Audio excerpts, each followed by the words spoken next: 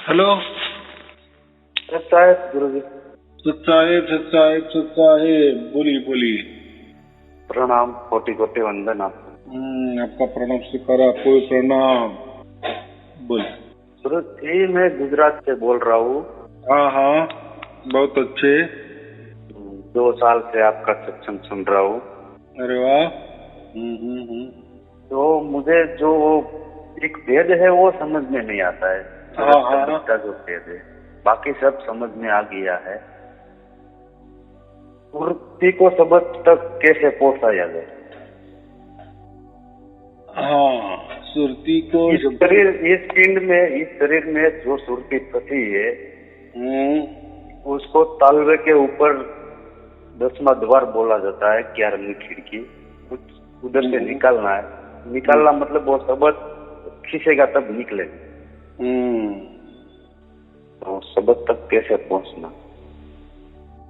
बात ऐसी है, ये पहुंचना, वहां जाना या वहां से आना, ये करना वो करना, ये सब कर्म कांडों में आता है। कर्म कांड माने क्या? जो हमारे शरीर से जो भी होता है उसको कर्म कांड कहते हैं। कर्म कांड।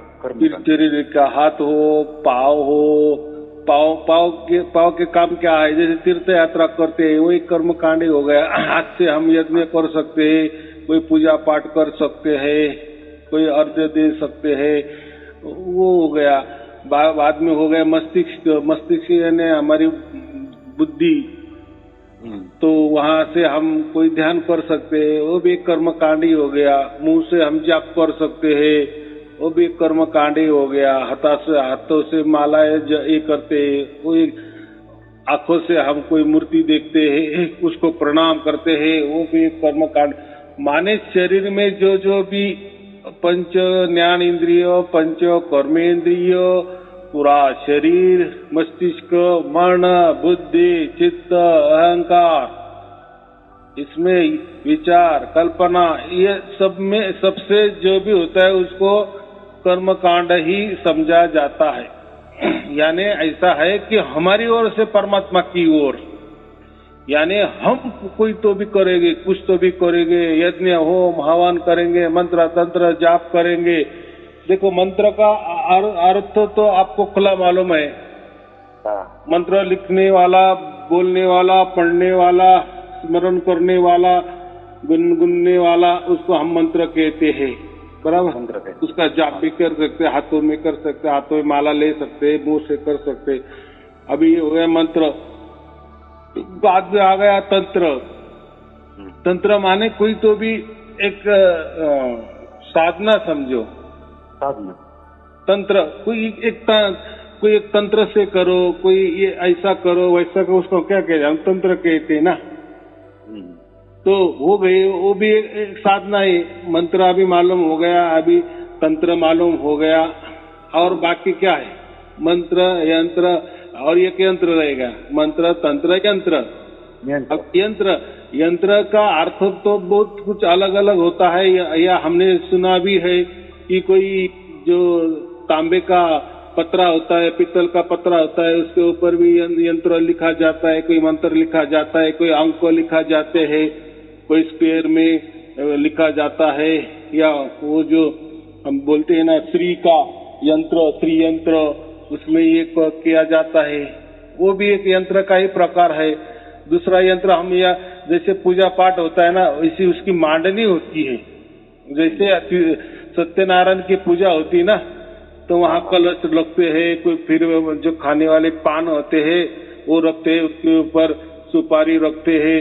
तो वो जो मांडनी है ना, तो वो जो दिखावा है ना, उसको भी हम यंत्र कह सकते हैं। या किसी की वास्तु शांति होती है तो देखो वो कैसे कोई फोटो वगैरह कैसे रखते हैं, 5-10 फोटो होते हैं, फिर मालाएं होते हैं, फिर अलग अलग यज्ञ करते हैं। तो वो जो कोई सजावट है उसको भी यंत्र कहा गया है। सुनो ना, मैं वही बोल रहा हूँ। लेकिन कबीर साहब ने ये मंत्र, तंत्र, यंत्र को झूठ कहा है। हाँ। बराबर। अभी बात आपकी आ गई कि ये जो सुरती है वो कैसे शब्द में समाये। ये देखो, अगर हमें कुछ करना है माने फिर कुछ तो भी दिमाग लगाना पड़ेगा, कुछ तो भी मंत्र से करना पड़ेगा, कुछ तो भी ये तंत्र से करना पड़ेगा, या कुछ तो भी यंत्र से करना पड़ेगा। तो बात तो वही आ गई, अगर परमात्मा इसमें नहीं ही है तो कैसे हम सुरती को शब्दों में लेके जा सकते हैं। तो ये बात ऐसी है, जिन लोगों को ऐसा समझो कि परमात्मा क्या होता है, या परमात्मा कोई झलकियां मिली नहीं, या परमात्मा ही समझ में नहीं आया, तो वो लोग ऐसे कुछ तो भी लिखते हैं, कोई ग्रंथ निकलते हैं या प्रवचन में बता देते हैं सुरती को शब्द में लाना है, ऐसा ध्यान करना है, फिर ये गुफा से वो गुफा में जाना है, वो गुफा से वो गुफा में जाना है, ये चक्रों से वो चक्र में जाना है। तो ये जो बातें ना पतंजलि योग हम कहते हैं, तो ये ऐसा है कि कोई काम का नहीं है, एक ऐसा समझो एक काल्पनिक है, वहां से कोई जाता भी नहीं है, या वो ऐसा होगा कि गुरु के दरबार में लोगों ने हाजिरी लगाना चाहिए, इसलिए ये ऐसे अड़ंगे लगा देते हैं या कठिन कठिन बातें बताते हैं या प्रवचनों में बोलते हैं। तो जो सर्वसामान्य आदमी रहता है ना, वो सोचता है कि यार ये चक्रों में जाना, वो चक्रों में जाना, ऐसा ध्यान लगाना, यहाँ ध्यान टिकाना, फिर वहाँ टिकाना, फिर गुरु बोलता है कि फिर मैं आऊंगा। अरे कैसा संभव है, लेकिन गुरु तो बोल रहा है, फिर हम आते हैं, फिर आपको आगे वाली यात्रा कराते हैं, तो ध्यान में कैसा हो सकता है।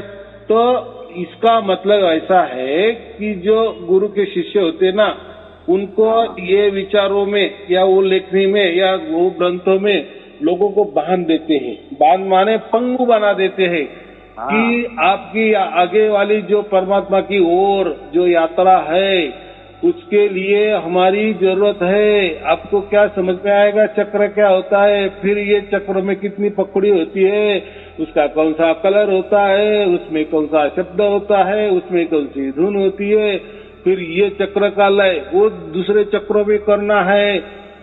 तो ये जो बातें है ना, ये सब दिमाग को हिलाने वाली होती है।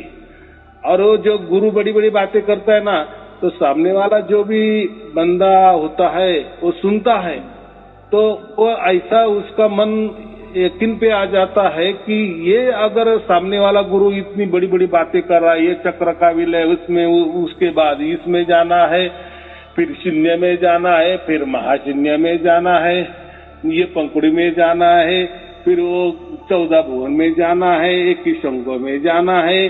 वो जो बातें करता है ना चक्रों की, वो इतना अवगढ़ कठिन कठिन बातें करता है, हालांकि उसको उसकी कुछ भी मालूमात नहीं होती या वैसा कुछ नहीं रहता है। वो एक ऐसा है, कथा कहानी है, वो एक प्रकार का संकेत है। परमात्मा कठिन नहीं है, परमात्मा तो सहज में है। नहीं, लेकिन फिर ये क्यों करते हैं ऐसा, क्यों ऐसे धर्म ग्रंथ में लिखा है, वो बोलते हैं ऐसा। तो बात ऐसी है कि जो सर्वसामान्य आदमी है ना, उसका दिमाग ना चले और वो पंगु होते जाए। पंगु माने मन से कि बस अब गुरु तेरा ही सहारा।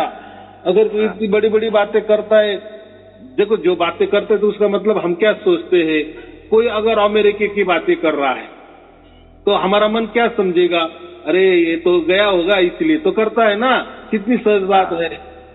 लेकिन यहाँ क्या होता है, यहाँ चालाकी ऐसी होती है। चलो अमेरिका तो भी समझता है, हमने गूगल कर लिए तो समझता है कि हाई ये जो बंदा कह रहा है कि वहाँ सचमुच में ऐसा कुछ है क्या, या आजकल के पिक्चरें भी है, बहुत सारे यूट्यूब में भी बहुत सारे उसकी फिल्में भी होती है, या अमेरिका क्या होता है, तो वो सब आज अवेलेबल है। तो सामने वाला क्या बता रहा था तो हम उसकी जांच कर सकते हैं। लेकिन आध्यात्म में क्या होता है, जो गुरु बताता है ना, उसकी कोई जांच नहीं होती, उसकी कोई परीक्षा नहीं होती। बस जो गुरु कहता है हाँ में हाँ मिला देना, बराबर, बाकी क्या हो सकता है। तो ये ऐसा है कि ये जो आपने सुरती की बात की, तो वो गुरु तो नवतम सुरती की बात करता है, वहां जाना है, ब्रह्मरंध्र तक जाना है, फिर ब्रह्मरंध्र के आगे की यात्रा होती है, फिर वहां ये होता है, फिर ये दरवाजा आता है, वो दरवाजा। तो ये बातें जो है ना, ये सब काल्पनिक बातें हैं।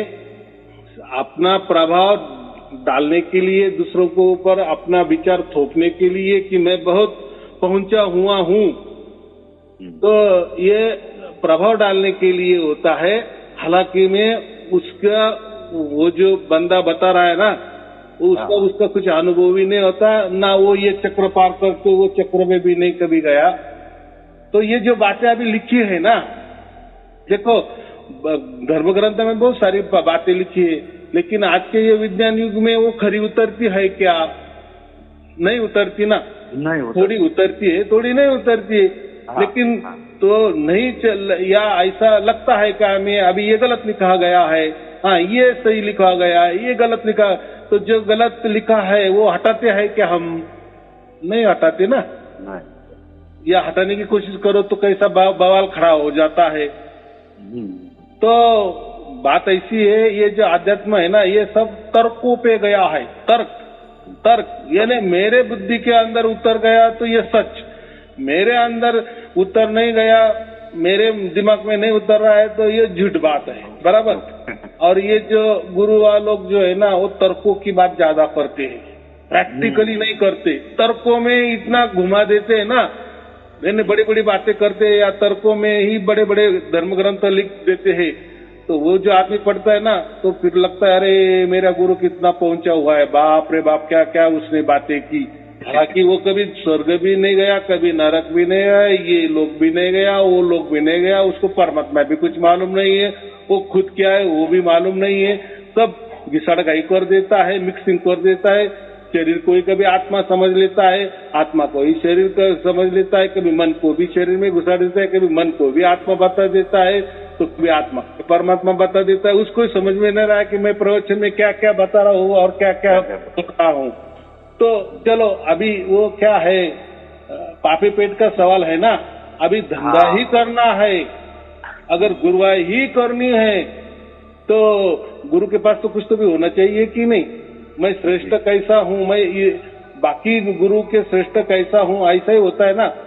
तो हर गुरु दूसरे गुरु के ऊपर कीचड़ उछलता है कि नहीं?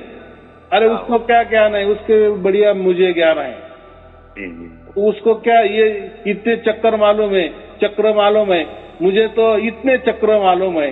अरे वो क्या कितने द्वार की बातें करता है, 9 द्वार की बातें करता है, अरे मुझे तो 16 द्वार की बातें।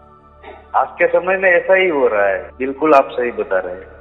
नहीं है यानी ऐसा है कि मैं दूसरों से कैसा श्रेष्ठ हूँ, तो फिर इससे क्या होता है, इससे ऐसा होता है कि उनकी जो सदस्य संख्या बढ़ जाती है ना, शिष्य बढ़ जाते हैं ना, ये तो होता है कि नहीं ये बात। वो तो सब अपना अपना कर्म कर रहे हैं गुरु जी। तो मुझे इतनी जानकारी चाहिए अब। छोड़ो शब्द जो मुझे मालूम है, मेरे अंदाज से माथे के तो ऐसी बात है, 8 उंगल ऊपर है। मैं वही बोल रहा हूँ कि आपने अगर मेरे प्रवचन सुने होते ध्यान से, तो ये सवाल नहीं करते। चलो कोई बात नहीं है, आप बोले कि मैं तो प्रवचन सुनता हूँ, लेकिन ऐसा आपको एक लग रहा है, संशय है, तो मुझे इतना ही कहना है, कोई किसी में जाना नहीं, कोई किसी को मिलाना नहीं है, कोई किसी के लिए वो कष्ट उठाना नहीं है, या कोई प्रयत्न करना नहीं है, और कोई कुछ भी करने से कुछ भी नहीं होता। आया समझ में? माने ऐसा है, मेरा वो सवाल, आपके सवाल का जवाब ऐसा है कि ये जो सुरती उसको हम आत्मा कहते हैं, तो देखो हमारे अंदर तो आत्मा है, ये तो हमें समझता है कि उसके द्वारा तो हम बोल रहे, चल रहे, सब सुन रहे, सबको विचार करे, कल्पना करे, लेकिन हम उसका ठिकाना बता सकते हैं क्या कि ये जगह उसकी है? नहीं बता सकते ना, कि हृदय में है क्या, कोई त्रिपुटी में बैठा हुआ है, कि वो गिनाल प्लांट जो कहते हैं ना मस्तिष्क में होता है, तो वहाँ वो बैठा है क्या? तो देखो बाकी तो आध्यात्मिक संस्था तो बहुत बढ़िया बढ़िया है, वो तो उनके यहाँ से तो बता देते, कोई बोलता है नहीं। ये जो हमारी छाती है ना, उसके बीच में जो दो हमारी जो छाती होती है, उसके बीच में जो बोलते हैं ना फुफ्फुसे होते हैं, फेफड़े होते हैं, वो दोनों के बीच में वो जगह है ना, वहाँ कोई बोलता आत्मा होता है, कोई बोलता है हृदय में होता है, कोई बोलता है त्रिकुटी में होता है, तो कोई बोलता है ब्रह्मरंध्र में होता है, तो कोई बोलता है नाभि में होता है, तो कोई बोलता है मणिपुर में होता है, यहाँ होता है, वहाँ होता है। वहाँ तो बात ऐसी है, ऐसा उसका कोई ठिकाना नहीं है। ये जो आत्मा और परमात्मा की जो बातें होती है ना, तो वो कोई समझने वाली बात नहीं होती, वो अनुभव करने वाली बात होती है। समझने वाली बात माने किसको हम कहते, या उसको देखा जा सकता है तो हम कहते हाँ समझ में आ गया, कोई सुना जा सकता है तो हम बोलते हाँ समझ में आ गया, बराबर। जैसे वस्तु के बारे में होता है ना, वस्तु जैसे हम हाथ में ले सकते हैं, वस्तु की जानकारी भी ले सकते हैं, बराबर। तो वस्तु का कोई नाम भी होता है, वस्तु का कोई रूप भी हो सकता है, वस्तु हम हमारे हाथों में भी ले सकते हैं वगैरह। तो ये हो गए वस्तु। लेकिन ये जो आत्मा है और परमात्मा, ये कोई वस्तु नहीं है ना। तो अब फिर वस्तु नहीं है या माने उसका कोई नाम नहीं है, उसका कोई रूप नहीं है, तो उसका कोई ठिकाना भी नहीं है। तो ये ठिकाना जो बातें है ना, नाम रूप ठिकाना, तो और उसको हम क्या बोलते हैं, स्पेस और टाइम यानी काल, और स्पेस माने वातावरण, ये इसके सब परे विषय वाला है ये आत्मा और परमात्मा की बातें। तो हम अगर हमको उसका ठिकाना ही मालूम नहीं है वो सुरती का, तो आप कहाँ से उसको उठाएंगे, बराबर। अगर आप ही खुद सुरती हो तो आप कैसे ऐसा सोचेंगे कि हाँ मेरे अभी सुरती उठ रही है, और कैसे क्या आप ही अगर सुरती हो तो आप ही आपका अनुभव कैसे करेंगे, कर सकते हैं क्या। चलो आपका शरीर है तो आपका शरीर भी आपको खुद को नहीं दिख रहा है, तो आपके अंदर जो आत्मा है तो क्या दिखने वाली चीज है। चलो कोई हमने मिरर ले लिए, तो ये शरीर तो वस्तु है, तो इसका तो परछाई है, या मिरर में आरसे में हम तो समझ सकते हैं ना, शीशा में तो हम समझ सकते हैं कि हाँ मेरा शरीर ऐसा है कि आप हम फोटो भी निकाल सकते, देख सकते कि मेरा ये शरीर ऐसा है। लेकिन ये आत्मा का शरीर क्या है, कोई तो ऐसा भी बोल देता है वो तो सूक्ष्म शरीर होता है। अरे वहां जहाँ शरीर आ गया माने वस्तु आ गई कि नहीं। चलो ये बहुत बड़ा देह है, बराबर, आकारों में बहुत बड़ा है, 5 फीट का है, जाड़ा है, पतला है, काला है, पीला है, वो है। तो फिर ये भी एक देह है, तो वो सूक्ष्म देह माने वो भी कोई तो भी सूक्ष्म होगा कि नहीं, यानी फिर देह आ गया माने वो भी उसका कोई तो भी ठिकाना होगा कि नहीं। तो बात ये सब बकवास बात है, सूक्ष्म देह बोले ये बोले, वो है उसका जगह स्थिर है, लेकिन वो देहों में नहीं है। आया समझ में। ये जो है हमारा शरीर है ना, तो उसका भी वापिस शरीर है, तो फिर आत्मा का फायदा ही क्या है। तो आत्मा उल्टा शरीर धारण करती है। अगर उसके पास पहले से ही कोई शरीर धारण किए है उसने, तो दूसरा शरीर कैसे धारण करेगी और क्यों करेगी भाई, पहला है ना। अगर आपको एक मकान है तो आप दूसरे मकान कैसा ले लेंगे, आपको एक मकान काफी है ना, तो आप दूसरे मकान में क्यों ये करेंगे। अगर वो मकान में जाएंगे तो ये मकान छोड़ना पड़ेगा, कुछ तो भी होगा कि नहीं। तो ये बोलते हैं कि वो सूक्ष्म शरीर हो, तो वो जाने दो। बात ऐसी है कि ये जो सुरती है ना, उसको हम आत्मा कहते हैं। वही जो हम बोल रहे हैं, चल रहे हैं, जो सुन रहे हैं, जो सुनने वाला होता है बीच में, या बोलने वाला जो होता है पूरे शरीर में जो उसने व्याप्त किए है, वो हमारे आत्मा ने, माने पूरा शरीर ही आत्मा है ऐसा नहीं है, लेकिन उसका प्रकाश पूरा फैला है हमारे शरीर के अंदर, बराबर। मैं जैसा कहता हूँ ना, कोई मच्छर भी हमारे पाँव को काट लेता है, पाँव तो नीचे है ना, फिर काटता है तो फटाक से हमें समझ में आ जाता है ना, इतना सेंसिटिव है ना। तो वहाँ चैतन्यता है ना, वहाँ आत्मा है ना, इसलिए तो हमें है ना, बराबर। या हमारे कुछ माथे में या कुछ भी चुबा दिए केसों में, माथे में चुबा दिए तो भी समझता है ना, है ना। चुभन कहीं से भी हो तो हमें वो हम समझ सकते हैं, यानी आत्मा का वहां तक राज है, बराबर। लेकिन इतनी बड़ी आत्मा ऐसा नहीं। जैसा मैंने कहता हूं ना, एक मकान के अंदर एक बल्ब होता है कि नहीं, लाइट होता है कि नहीं, तो वो जब जलता है तो उसका प्रकाश पूरे मकान में आता है कि नहीं, पूरे खोले में पड़ता है कि नहीं। तो वो लाइट तो कोई खोली इतना तो नहीं ना, लेकिन प्रकाश तो पूरा खोली में फैल गया ना। वैसा है हमारे शरीर में जो भी आत्मा है, तो वो प्रकाशित होता है तो पूरे शरीर व्याप्त करता है। आया समझ में। और ये जो परमात्मा होता है ना, ये तो इतना विशाल होता है कि ये जो अनंत ब्रह्मांडों को भी उसका जो प्रकाश है वो जहां भी परमात्मा होगा। लेकिन ऐसा एक समझने के लिए एक कल्पना करो, जैसा एक सूरज होता है तो सूरज पूरे पृथ्वी पर आता है कि नहीं, उसकी किरणें, उसका प्रकाश आता है कि नहीं, पूरा शरीर, पूरा सूरज तो उतरता नहीं ना, बस उसकी किरणें आती है, उसका प्रकाश आता है, काफी है, उससे सब कुछ काम चलता है कि नहीं, सब जीवन चल रहा है कि नहीं। लेकिन सूरज जहां है वहां है ना उसका ठिकाना। वैसा हमारा जो आत्मा है अंदर, बराबर, तो वो पूरा शरीर चला रहा है कि नहीं, पूरा शरीर के अंदर उसका मौजूदगी है कि नहीं। तो पूरा शरीर ही माने पूरा आत्मा शरीर है, ऐसा नहीं ना। वैसा ही जो परमात्मा है ना वो भी एक जगह स्थिर है, लेकिन उसका प्रकाश इतना फैला हुआ है, इतना फैला हुआ है कि पूरे अनंत ब्रह्मांड में उसका प्रकाश ही प्रकाश है। तो हम भी कोई ब्रह्मांड में रहते हैं कि नहीं, तो फिर उसका प्रकाश हमारे अंदर भी बाहर है कि नहीं। लेकिन ये जो प्रकाश हम समझते हैं ना, प्रकाश माने जैसा लाइट का प्रकाश, दिया का प्रकाश, तो वो प्रकाश नहीं। वो मैं प्रकाश इसलिए कहा कि उसकी रेंज, उसकी रेंज, बराबर। जैसा आपने मोबाइल लगाया, मेरे पास आ गया, अभी आप तो हजारों कोसों दूर रह रहे ना, तो रेंज आ गई आपकी, इसलिए मैं बातें कर रहा हूँ ना। लेकिन रेंज आने के बाद लग रहा है कि हमारी दूरी, हम दूर से बात कर रहे हैं, नहीं लग रहा है ना, जैसे हम पास में ही बैठे हैं ऐसा ही लग रहा है ना। वैसा ये जो परमात्मा है ना, इसने तो इसका प्रकाश ऐसा समझो कि पूरे अनंत ब्रह्मांड को भी उसने व्याप्त किए है, बराबर। उसके नजर निगरानी में से कोई नहीं, या उसकी परमात्मा की रेंज इतनी बड़ी है कि पूरे अनंत ब्रह्मांड में उसकी रेंज पहुंची हुई है, बराबर। हमारी तो भी मोबाइल की रेंज कभी आती है कभी नहीं आती, हो सकता है, क्योंकि ये प्रकृति है, प्रकृति में ये बातें हो सकती है। लेकिन परमात्मा की रेंज का वैसा नहीं है, उसका फुल सिग्नल है। तो वो जो सिग्नल होता है वही उसको पकड़ना है।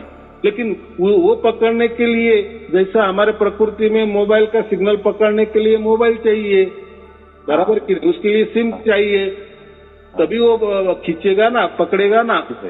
वैसा ही ये जो परमात्मा का जो सिग्नल पकड़ने वाला काम कौन करता है, कौन पकड़ता है सिग्नल, किसकी ताकत है परमात्मा का सिग्नल पकड़ने की? तो जो हमारा आत्मा होता है ना, उसकी ताकत होती है।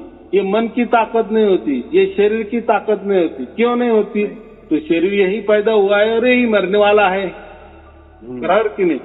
शरीर का तो जन्म होता है ना और उसका मरण तय है। लेकिन जो हमारा आत्मा है ना, समझो जिसको मोक्ष नहीं मिला है, तो वो तो 84 लाख योनि में भटकता है कि नहीं। आत्मा तो वो एक ही होता है, लेकिन वो अलग अलग शरीर धारण करता है, बराबर। ऐसे हर व्यक्ति, हर मनुष्य कभी न कभी ये जो 84 लाख योनि का चक्कर काटते ही, ऐसा बोलते हैं, कहते हैं कि पूरा 84 लाख योनि का चक्कर कट गया तो फिर बाद में लास्ट में हमें मनुष्य देह मिल जाता है, बराबर। तो ये तो, लेकिन जितने भी हमने 84 लाख योनियां भोगी या शरीर धारण किए, तो उसमें हमारा आत्मा एक ही था, यानी मेरे लिए, और आपका आत्मा आपके लिए, बराबर। तो कई आत्मा अभी भी कोई प्राणी में है कि नहीं, कोई वृक्ष में है कि नहीं, कोई किसी में है तो कोई किसी में है कि नहीं, चल रहा है ना। उनका सर्कल अलग चल रहा है, हमारा सर्कल अलग चल रहा है। आप मेरे से बाद में पैदा हुए हैं, बराबर। हो सकता है मैं पहला जाऊंगा, मेरे बाद आप जाओगे, या जो भी जैसा ही है, यानी हर जो भी जितने ही अब्जो करोड़ों आत्मे हो गए, तो हर एक का सर्कल अलग अलग है, पूरा सर्कल घूम रहा है, बराबर। तो हमें उसमें नहीं जा, लेकिन ये जो परमात्मा है ना, उसकी रेंज तो सभी की यहाँ है। सभी आत्मा, जो जितने भी करोड़ों आप जो आत्मा है या जीव जंतु है, जो भी है, तो परमात्मा का रेंज वहां तक पहुंचा है, सभी तक पहुंचा हुआ है, तो हमारे तक भी पहुंचा है। लेकिन वो जो रेंज है, वो जो पहचान की जो ताकत है, तो ये हमारे आत्मा को है, उसको हम सुरती कहते हैं, बराबर। ये सुरती ने वो रेंज को पकड़ लिए, यानी परमात्मा की रेंज को पकड़ लिए, बस हो गया। तो ये जो परमात्मा है उसको ही शब्द कहते, उसका जो सिग्नल है वो एक शब्द होता है, ऐसा समझो।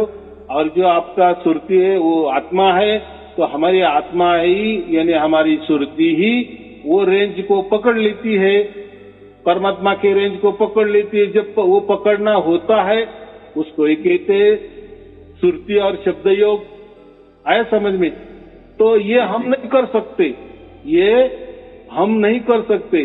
देखो हमारा आत्मा तो बाहर नहीं जा सकता, ये तो बात अभी तो मैंने कहा। हमारा आत्मा का जो दायरा है ये शरीर तक ही है हमारे, बराबर बराबर। इसे तो हम बाहर नहीं, लेकिन परमात्मा तो सर्वव्यापी है ना।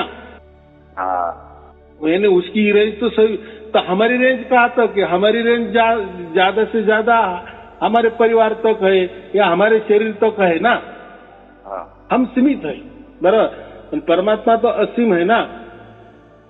हमारी रेंज का यानी ऐसा सभी शरीर के बाहर भी नहीं जा सकती है क्या? अगर ऐसा कुछ होता तो बाजू वाले घर में क्या चल रहा है, सबके मन में क्या चल रहा है, ये भी आप समझ लेते ना। लेकिन ऐसा समझता है क्या? नहीं समझता ना।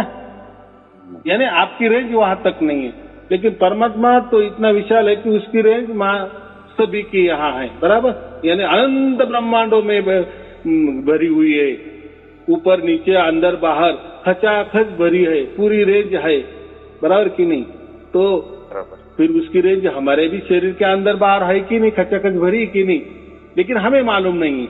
तो ये रेंज कौन पहचानता है? तो ये रेंज जो पहचानता है तो ये बस हमारा आत्मा, उसको हम सुरती कहते हैं, बराबर, वो पहचान लेता है। लेकिन अभी ये जो है, तो इसलिए हम क्या कहते हैं कि ये जो आत्मा ही परमात्मा का बच्चा है, इसलिए वो दोनों का मिलान है ना। ये लेकिन ये जो हमारा आत्मा है उसका और ये जो ब्रह्मांडी आत्मा है इसका कोई तालमेल नहीं है, बराबर। वो भी एक आत्मा ही है, वो भी परमात्मा का ही बड़ा बच्चा है जो ये अनंत सृष्टि चलाता है। चलाने वाला तो कोई तो अधिकारी होगा कि नहीं, बनाया देखो, निर्माण किए परमात्मा ने, वो बात नहीं, वो बराबर है। लेकिन चलाने वाला कौन है? चलाने वाला जो होता है उसको ब्रह्मांडी आत्मा कहते हैं ना। ब्रह्मांड चलाने वाला उसको हम ब्रह्मांडी आत्मा कहते। तो वो भी हमारा एक भाई हो गया, एक बड़ा भाई, थोड़ी उसकी ताकत ज्यादा कि अनंत ब्रह्मांड चलाता है वो, बराबर। पिताजी ने ये अनंत ब्रह्मांड निर्माण किए और चलाने को वो बड़े लड़के को दे दिए, उसको हम काल कहते हैं, बराबर कि नहीं? तो वो काल हो गया ब्रह्मांडी आत्मा, और हम ये शरीर में भी है, तो हम भी एक आत्मा ही है। लेकिन ये शरीर के वास्ते बस हमारा संबंध शरीर के लिए ही है, दिया है। अभी हमको क्या करना है? तो हमको कोई बड़े भाई के पास नहीं जाना है, ब्रह्मांडी आत्मा प्राप्त नहीं करना है, माने ये जो अनंत ब्रह्मांड प्राप्त नहीं करने है। हमें क्या करना है? हाँ, किसी को देव देवता बनना है, किसी ब्रह्मांड में जाना है, किसी ब्रह्मांड का कोई एक ब्रह्मांड का मालिक बनना है। जैसे हम कहते हैं ना, कोई लोक होते हैं, 14 भुवन होते हैं, कोई 21 शंख वाला ब्रह्मांड होते हैं। तो उन्होंने 21 शंख कहा, 21 शंख ही बहुत बड़ी हो गया, लेकिन अनंत ब्रह्मांड है।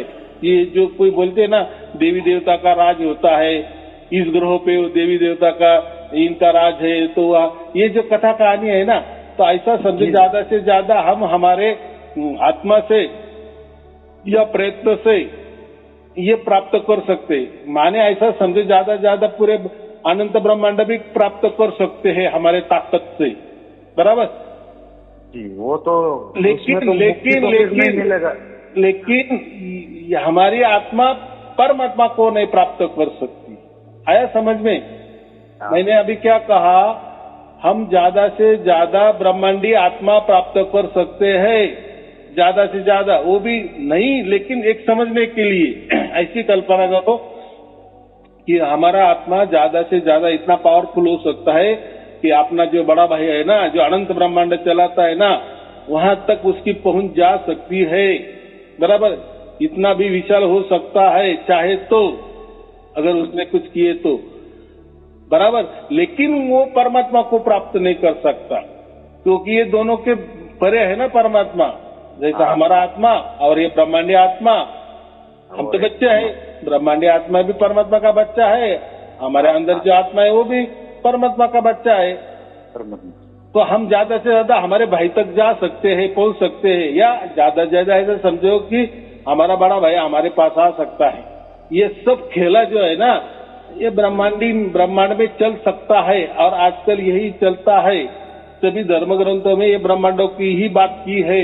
ये आप ऐसा करोगे स्वर्ग में जाओगे, ये ऐसा करोगे आप वहां जाओगे, ये ऐसा करोगे तो आप गोलोक में जाओगे, ये भगवान की भक्ति करे तो आपको ये शिवलोक प्राप्त होगा, वगैरह वगैरह। ये जो शिवलोक है, ये जो कैलाश लोक भी उसको कहते हैं, या जो भी जितने भी विष्णु का भी जो लोक है, ऐसे ब्रह्मा का भी जो लोक है, ऐसे देवी देवता 33 करोड़ है बोलते हैं, उनका भी कोई लोक होगा।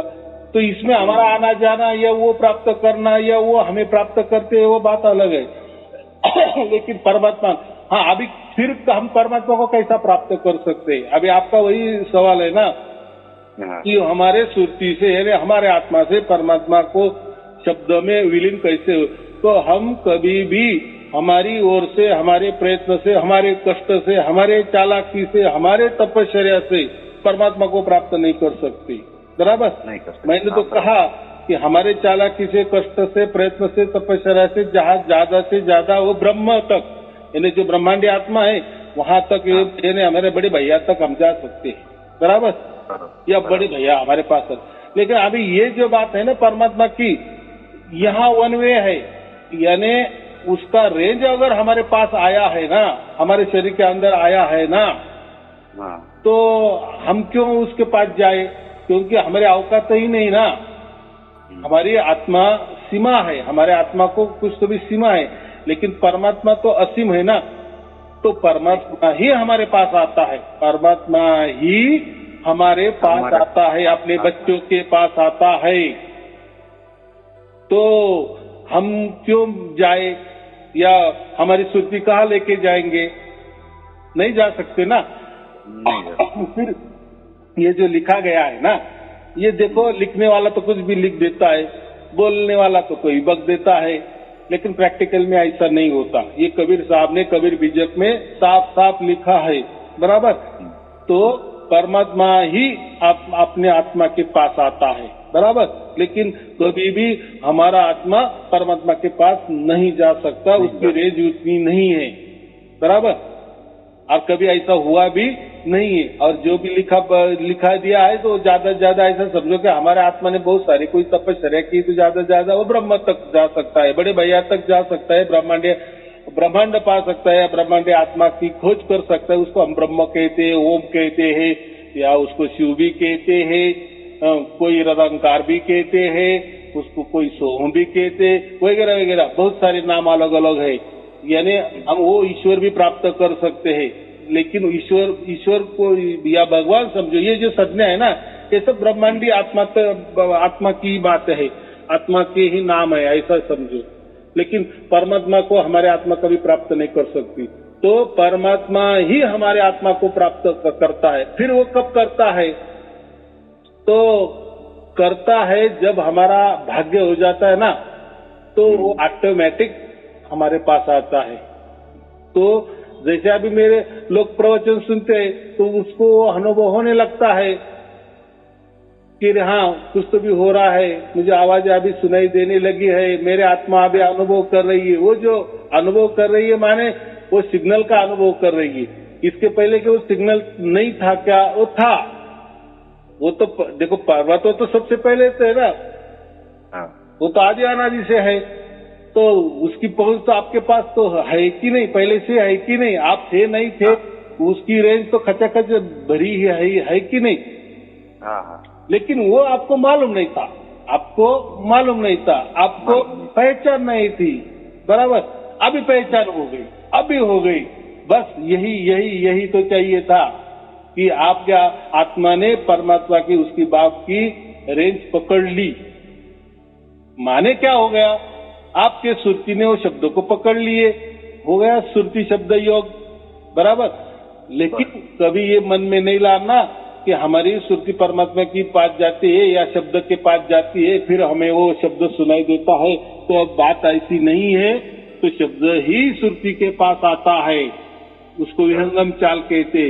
ये लोगों ने विहंगम चाल का अर्थ उलट किया है कि हमारी आत्मा ही विहंगम चाल से परमात्मा के पास जाती है। तो हमारे आत्मा की क्या औकात इतनी नहीं है, ये मैं तो कहा ना, बाजू वाले खोली में क्या चल रहा है ये भी नहीं देख सकता, इतनी रेंज भी नहीं है हमारी। ये तो मन से कल्पना से कुछ भी बोल देते कि हम यहाँ गए वहां गए, ये कल्पना है, ये सब कल्पना है। ध्यान में बैठे मैं मंगल पे जाके आया, मैं स्वर्ग में जाके आया, उसकी क्या परीक्षा है? वो कुछ भी बता रहे, हमें हाँ ही कहना है ना। ये धर्म ग्रंथ में लिखा गया है, ऐसा होता है वैसा होता है, ध्यान में यहाँ जाते वहां जाते, ये चक्र से वो चक्र में जाते, यहाँ से वहां जाते, ये शून्य से महाशून्य में जाते, ये सब लिखाई पढ़ाई ये बहुत, ये क्या है, एक प्रकार का मनोरंजन है, उसको हम तत्व ज्ञान कहते हैं, बराबर। ये गोल गोल घूमते रहेंगे, यानी ये सब ऐसा समझो कि शब्दों का जाल है, जंगल है, बराबर, ये वन है, वनराई है, तो इसमें हम भटक जाते हैं, यानी उसको हम तर्क कहते। तो तर्क से परमात्मा प्राप्त नहीं होता, तो परमात्मा फिर प्राप्त कैसा होता है? तो वो उसकी मर्जी से हमें प्राप्त होता है, इतना सहज बात है। तो अभी क्या करना है? आपको कुछ करना नहीं है, बस मेरे प्रवचन सुनते रहना है, बराबर। या आपको कबीर बीजक मिला है कि नहीं? हाँ, मिल गया है, तो वो एक पढ़ो। नहीं समझ में आ रहा है कबीर बीजक, तो मेरे प्रवचन सब सुन लो, वही कबीर बीजक का ही है। वो तो मैं तो जो प्रवचन में तो उल्टा विस्तृत बताता हूँ। तो फिर ये काम करते रहेंगे, परमात्मा को तो सब समझता है कि नहीं, मेरा बच्चा क्या कर रहा है, किस लिए कर रहा है, जब उसके समझ में आ, वो तो सर्वज्ञानी है ना। हमको तो बहुत लालसा है कि परमात्मा का प्राप्ति करनी है, परमात्मा ने तो तुरंत आना चाहिए, हम तो बहुत प्रार्थना करते हैं, लेकिन कहाँ आता है, बराबर क्यों? यानी हमसे कभी भी नहीं हो सकता, परमात्मा प्राप्ति हमसे हो ही नहीं सकती। हाँ, लेकिन परमात्मा प्राप्ति होगी, लेकिन कब? जब खुद परमात्मा ही हमारे पास आएगा, बराबर। जैसा जेल में कोई कैदी होता है ना, उसकी तो बहुत इच्छा होती है कि मैं आजाद हो जाऊं। अरे लेकिन तुझे छुड़ाएगा कौन? जो आजाद है वही छुड़ाएगा कि नहीं? तो आजाद कौन है? आजाद तो परमात्मा है, परमात्मा है। हाँ, परमात्मा ही आजाद। तो वही आता है, तो वही आएगा और आपको छुड़ा के लेके जाएगा। तो यही बात होती है। अभी छुड़ाना माने क्या? तो ये 84 की योनि में जो चक्कर काट रहे हैं ना, ये जो जेल है ना, ये जेल से वो जेल, वो ये शरीर से वो शरीर, ये जेल से वो जेल, दुखी दुख, बस इससे हमें मुक्ति पाना है। तो इसके लिए परमात्मा की नजर निगरानी में हम पर आनी चाहिए, या परमात्मा की कृपा दृष्टि हमारे ऊपर होनी चाहिए, माने हमारे आत्मा पर होनी चाहिए। हमारी तो नजर है परमात्मा के ऊपर, समझो, प्रार्थना के द्वारा। हमको तो मन में चोट लग रहा है ना लेकिन हम जेल में है, बराबर। अगर हम ही जेल में नहीं है तो फिर किसकी आप राह देख रहे, किसकी प्रार्थना कर रहे? कोई बोलते हैं ना आत्मा ही परमात्मा होता है, तो फिर परमात्मा क्यों प्राप्त करना है? आपको तो समझ में आ गया कि आत्मा ही परमात्मा होता है, तो फिर आप दुखी क्यों हो? फिर क्या करना है? फिर गुरु किस लिए करना है, और किससे मुक्त होना है, और किसने आपको बांध रखा है? नहीं ना, नहीं। आपको तो बुद्धि है, सब कुछ है, आपको तो समझ में भी आ गया है कि मैं आत्मा हूँ और मैं ही परमात्मा हूँ। और फिर बात ही क्या हो गई? फिर कौन किसको प्राप्त करना है? फिर परमात्मा की बातें क्या करना है अगर आप खुद ही परमात्मा हो? और फिर मुक्ति की बात ही क्या करना है अगर आप ही परमात्मा हो? और मोक्ष की बातें क्या करना है? मोक्ष देने वाला ही परमात्मा अगर आप ही हो। तो परमात्मा तो इतने अनंत ब्रह्मांड निर्माण किए, तो आप भी कुछ तो भी करो। आप भी, आपको मालूम हो गया ना कि आत्मा ही परमात्मा होता है, मैं ही परमात्मा हूँ, तो कुछ तो भी करके दिखाओ। बाजू वाले खोली में क्या चल रहा है दिखाओ, थोड़ा सा होता है, हो सकता है क्या? तो ये सब कथा कहानी है, ये सब क्या बोलते हैं, अपना बड़प्पन के लिए, अपना मान बढ़ाई के लिए अपना पापे पेट भरने के लिए लोग कर रहे हैं और चल रहा है, हमें उसमें नहीं जाना है। आया समझ में? बरोबर। तो अभी कुछ करना नहीं है, बस प्रवचन सुनते रहो और उसकी कृपा दृष्टि कभी न कभी 100% होती ही हजारों लाखों लोगों को हो गई है, तो आपको क्यों नहीं होगी। लेकिन अभी आप ऐसे जिद में अड़े रहे कि मैं ही परमात्मा को प्राप्त करूंगा, मेरे प्रयत्न से करूंगा, मेरे कष्ट से करूंगा, मेरे तपस्या से करूंगा, मैं कोई गहरी जो क्या बोलते हैं नियम मैं धारण करूंगा, मैं ये नहीं करूंगा, मैं नहीं वो करूंगा। आप ऐसा कितने भी करते रहे ना, तो कोई परमात्मा आपके पास आने वाला नहीं है। परमात्मा आपका क्या देखता है? ये नहीं देखता, आपकी चालाकी नहीं देखता, आपकी प्रार्थना नहीं सुनता, वो आपका आप क्या है उससे कुछ मतलब नहीं है, बस आपका भाग्य ही देखता है वो। अभी भाग्य क्या होता है? वो तो अनंत काल का जो अनंत जन्मों का एक निचोड़ होता है ना, और उसको तो समझता है ना। हमको तो मालूम है ना, हम तो ये शरीर से वो शरीर, ये शरीर से वो शरीर, हम तो ये धारण करते और ये घूमता है 24 लाख योनि के चक्कर काटते। तो हम तो बाबा ये चल मनुष्य चोला है, तो इसमें तो हम कम से कम इसलिए तो मनुष्य चोला है ना कि हम बातें तो कर सकते हैं, कम से कम आत्मा क्या होते है, परमात्मा क्या होता है। लेकिन कोई गुरु ऐसा बता देगा कि तू आत्मा है, चलो ये तो बहुत अच्छी बात है, तू तो मनुष्य है, अभी तेरे हाथ में है कि मोक्ष प्राप्त करना है, परमात्मा को प्राप्त करना है, तो ये मंत्र ले लो परमात्मा प्राप्त हो जाएगा, ये ध्यान कर ले परमात्मा प्राप्त हो जाएगा, ये चक्र से वो चक्र में चला जाओ। तो ये सब बकवास बातें किसी को प्राप्त नहीं हुआ है, जो बोलने वाला है उसको भी प्राप्त नहीं हुआ है। तो उससे क्या होता है, उसका ही जीवन का बर्बादी, और जो सुन रहा है वो शिष्य का ही बर्बादी। बराबर। तो अपने चालाकी से कभी परमात्मा प्राप्त नहीं होता। तो परमात्मा जो प्राप्त होता है वो उसकी मर्जी से, उसकी ओर से, क्योंकि वो स्वयंभू है ना। स्वयंभू है माने क्या है? और ये काल के परे, काल तो हमारे लिए लगा है, ये जन्म वो जन्म, इतने साल ये जन्म, वो जो बात दूसरा जन्म, उसका कोई साल ये तय होता है कि नहीं, उम्र तय होती कि नहीं? हमारे लिए काल है, परमात्मा के लिए कौन नहीं, वो तो कालातीत है। बराबर। वो तो काल के बाहर है। बराबर। ब्रह्मांडी आत्मा को तो भी काल के अंदर है, वो भी एक स्वयं काल ही है, समय है। लेकिन परमात्मा ये इससे परे होता है। बराबर।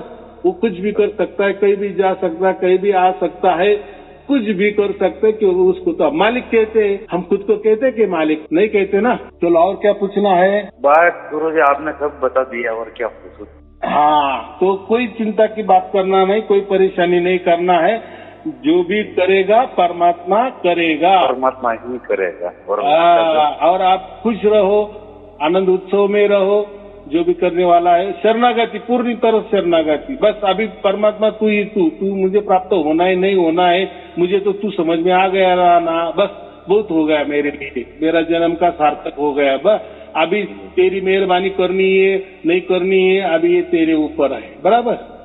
क्योंकि हम कोई परमात्मा से जोर जबरदस्ती नहीं कर सकते या कुछ चालाकी नहीं कर सकते। चलो ठीक है, आपको और आपके परिवार के लिए शुभ आशीर्वाद। सत साहेब जी, सत साहेब जी, सत साहेब जी, सत साहेब, कोटि कोटि वंदन गुरु जी।